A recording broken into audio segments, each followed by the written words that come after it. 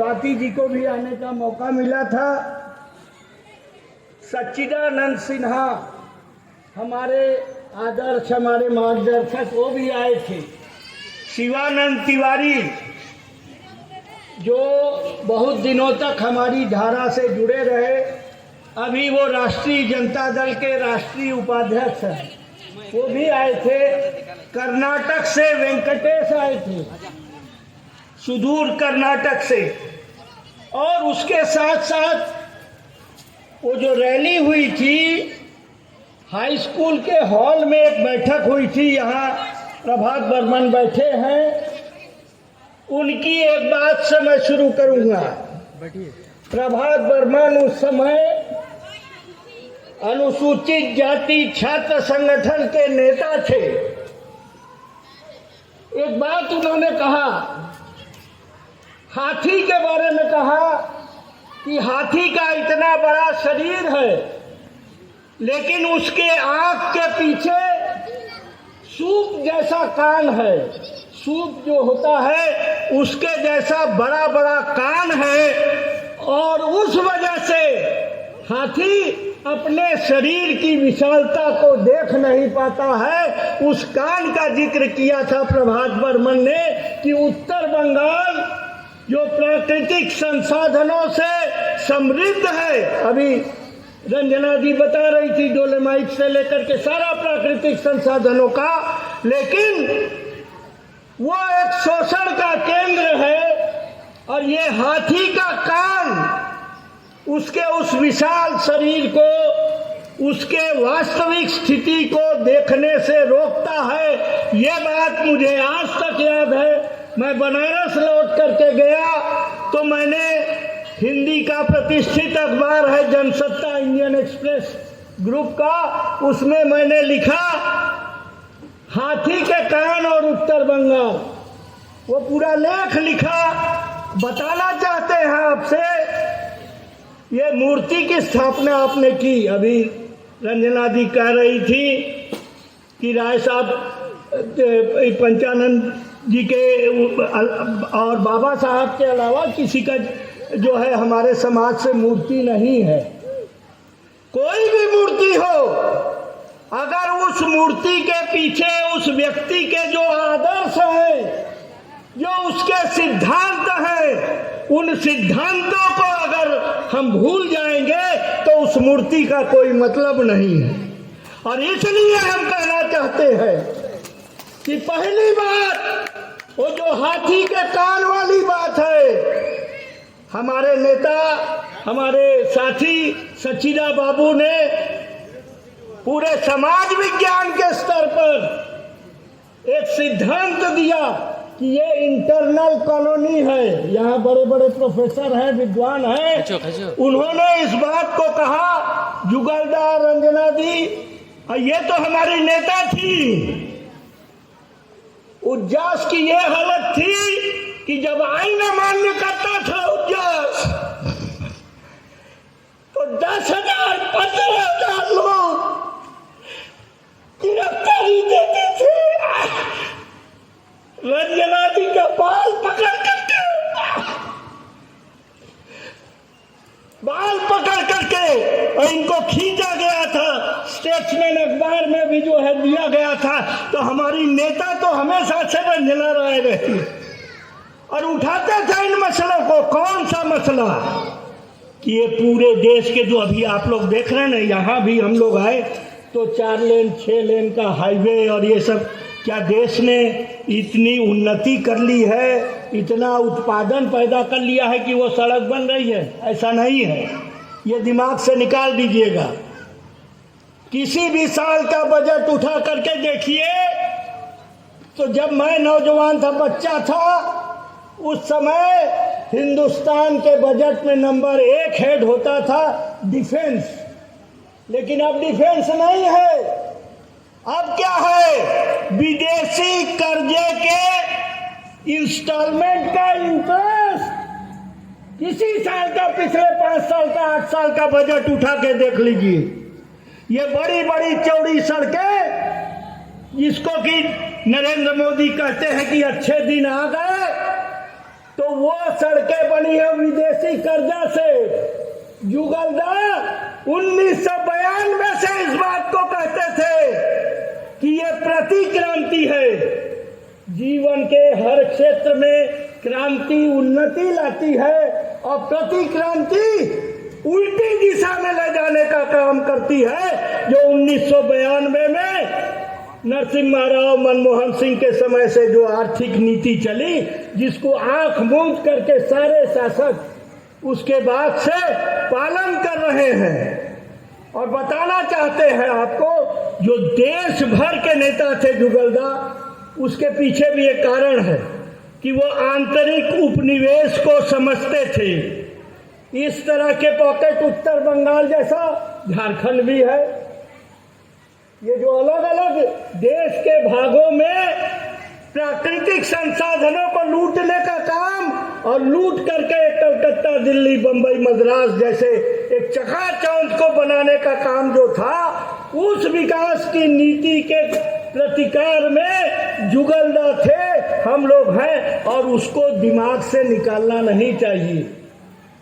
ये कोई अगर उन्नति का मतलब यही होता, आप जाइए, मैं आपसे निवेदन करूंगा, एनजेपी स्टेशन पे खड़े हो जाइए, बड़ा जंक्शन है, लॉन्ग डिस्टेंस की ट्रेनों को देखिए, आजकल की क्या हालत है।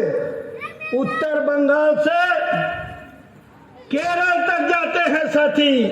ललिता जी का बच्चा यहाँ है, बहुत लोग सब होंगे यहाँ बैठे हुए जो जा करके वहां काम करते हैं। क्यों ऐसा है भाई? इसीलिए क्योंकि वो केंद्रीकृत पूंजी उन जगहों पर है, वहां जाने को क्यों यहाँ छोड़ करके जाना पड़ता है? यहाँ रोजगार क्यों नहीं है?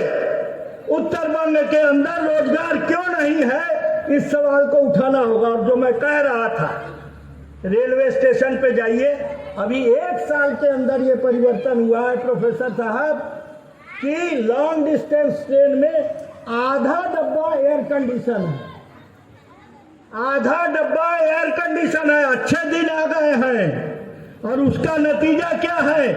अनरिजर्व्ड और स्लीपर क्लास आधा ट्रेन है। नतीजा ये होता है कि वो डब्बा खाली रहेगा एयर कंडीशन का, लेकिन वो टीटी लोग आएंगे, पेनाल्टी बनाएंगे और स्लीपर क्लास में बर्थ नहीं मिलेगा आपको, लेकिन उसमें भर जाएंगे। ये होता है ना, आप लोगों में से बहुत लोगों ने देखा हो। तो ये अच्छे दिन है, इसको समझिए। आधा डब्बे को एयर कंडीशन बना देना, ये नरेंद्र मोदी का अच्छे दिन है। और अभी मैं क्यों ये इस तरह से प्रतिक्रिया में बोल रहा हूं, अभी आप लोगों के साथ गए और ये बेनकांदी के बगल में ये काजली हाट का बाजार है शायद, उसमें वो कमल के फूल का निशान का झंडा देख करके कुछ मुझको आघात लगा, इसलिए मैं बोल रहा हूँ। आप लोग अगर ब्राह्मणवाद के खिलाफ है तो इस बात को भी समझ लीजिए, अच्छी तरीके से पूछिए उन लोगों से कि हिंदू राष्ट्र की बात करते हो, हिंदू राष्ट्र का समाज कैसा होगा? हिंदू राष्ट्र का समाज ब्राह्मणवाद के आधार पर होगा, जाति आधारित होगा। आपका दर्शन वहां नहीं चलेगा। यहाँ वोट पड़ चुका है, इसीलिए खुल के बोलना चाहता हूं। आकर के बहस कर ले, पूछिए उनसे कि हिंदू राष्ट्र का समाज वर्णाधारित होगा कि नहीं होगा। ये जो मनुस्मृति के आधार पर जो समाज है, ये चीज समझने की जरूरत है। और आज वो खतरा आया है। सौभाग्य, ये विश्वास है हमारा कि शायद केंद्र में फिर से सत्ता में न आ पाए। ये हमारा आकलन है, क्योंकि धीरे धीरे धीरे धीरे 2 बार में देश की जनता भी समझ गई है। तो साथियों, जुगलदा से हमें सीखना है, जुगलदा की बातों से सीखना है। और वो जो उज्जास का आंदोलन है, मेरा मानना है कि उज्जास का आंदोलन इस देश को एक नई राजनीतिक दिशा दे सकता है। ये मेरे मन में पूरी तरीके से बैठा हुआ है, क्योंकि उसके पीछे वो आंतरिक उपनिवेश के खिलाफ कहीं भी इस तरह से अनुसूचित को कमल के फूल का निशान का झंडा देख करके कुछ मुझको आघात लगा, इसलिए मैं बोल रहा हूँ। आप लोग अगर ब्राह्मणवाद के खिलाफ है तो इस बात को भी समझ लीजिए, अच्छी तरीके से पूछिए उन लोगों से कि हिंदू राष्ट्र की बात करते हो, हिंदू राष्ट्र का समाज कैसा होगा? हिंदू राष्ट्र का समाज ब्राह्मणवाद के आधार पर होगा, जाति आधारित होगा। आपका दर्शन वहां नहीं चलेगा। यहाँ वोट पड़ चुका है, इसीलिए खुल के बोलना चाहता हूं। आकर के बहस कर ले, पूछिए उनसे कि हिंदू राष्ट्र का समाज वर्णाधारित होगा कि नहीं होगा। ये जो मनुस्मृति के आधार पर जो समाज है, यह चीज समझने की जरूरत है। और आज वो खतरा आया है। सौभाग्य, ये विश्वास है हमारा कि शायद केंद्र में फिर से सत्ता में न आ पाए। ये हमारा आकलन है, क्योंकि धीरे धीरे धीरे धीरे 2 बार में देश की जनता भी समझ गई है। तो साथियों, जुगलदा से हमें सीखना है, जुगलदा की बातों से सीखना है। और वो जो उज्जास का आंदोलन है, मेरा मानना है कि उज्जास का आंदोलन इस देश को एक नई राजनीतिक दिशा दे सकता है। ये मेरे मन में पूरी तरीके से बैठा हुआ है, क्योंकि उसके पीछे वो आंतरिक उपनिवेश के खिलाफ कहीं भी इस तरह से अनुसूचित जाति, आदिवासी, मुसलमान, अभी आपने बताया कि चाय बागान में लोकसभा विधानसभा का वोट देने का अधिकार था, और जुगलदा ने इस सवाल को उठाया, अनशन किया, और जो लोकल बॉडी है, पंचायती राज का अधिकार उनको मिला। उसी तरीके से याद दिलाना चाहूंगा कि मुस्लिम समाज के अंदर ज्यादातर पसमानदा लोग हैं, पिछड़े वर्गों के लोग हैं, और उनको भी एक रिकॉग्निशन मिला। तो कहीं न कहीं जुगलदा ने भी उस लड़ाई में भी योगदान दिया कि मुस्लिम समाज के अंदर भी पिछड़े तबके हैं, और उन पिछड़े तबकों को भी संरक्षण मिलना चाहिए, और शायद मिला कुछ लोगों को। तो इस बात के लिए भी जुगलदा को याद किया जाएगा।